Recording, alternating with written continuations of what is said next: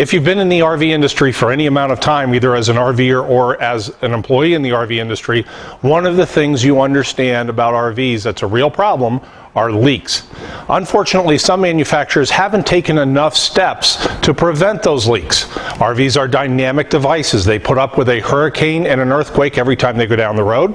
They have a certain amount of flexibility that is built into them that's required, and they have to put up with everything that Mother Nature can put out to them. Unfortunately, what happens in some cases is that sealants fail, or in some cases, inadequate seals or no sealants at all are put on some new RVs, causing those RVs to fail.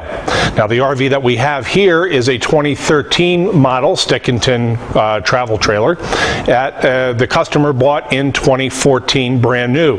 By the fall of 2014, the customer realized that they had a real problem on their hands.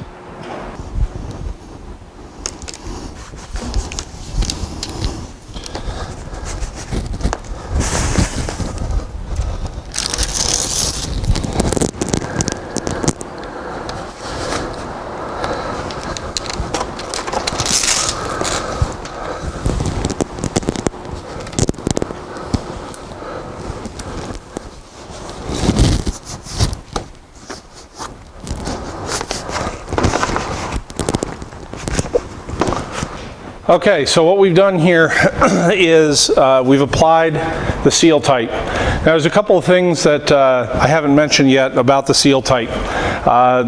First of all, the elastomeric sealant is very permanent, so once this goes on, it's really going to stick in place, and it's an absolute sealant.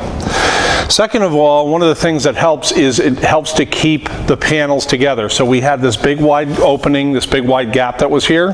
The gap is now sealed together, but as I came down, I was pulling the pieces together the best that I could. That helps to keep the alignment between the panels. So if you've cut your panels correctly and you have them in place the right way, when you go to put your molding on, you're not having to worry about panels being out of the way. Once you put your liquid sealant on the inside of your corner molding, okay, you're going to put it right in the corner of it, apply it, then you're going to press it on here. Now, I fully expect some of that sealant to come out around the edges. That's fine. What you do is apply a little bit of a tooling liquid, soapy water, for instance, after you've put it in place. Okay, spray a little tooling fluid on there, and then caulk that seam, or clean that seam up. Tool it, okay, clean it up. The soapy water will keep it from sticking to the panels where it's not supposed to, and the same thing with the trim. You clean it up, you're going to have a nice bead there, and that is going to be absolutely sealed up, and the screws are going to compress everything together. You've got a tight seal that is not going to open up again.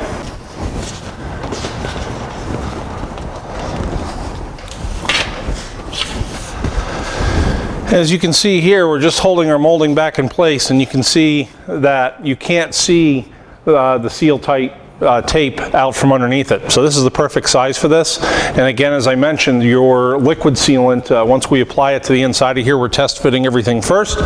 We're going to then, when we're ready to put our sealant on the inside of this, screw it down, and then tool the outsides of it to make sure that this is good. Now, to assist in tooling your liquid sealant that you put in there, once you have this whole thing screwed down, before you do anything with the liquid sealant that is probably going to be coming out of these seams, very lightly spray this entire edge with a soapy water. We call that a tooling fluid, okay, if you make a spray bottle with a little bit of soapy water in it.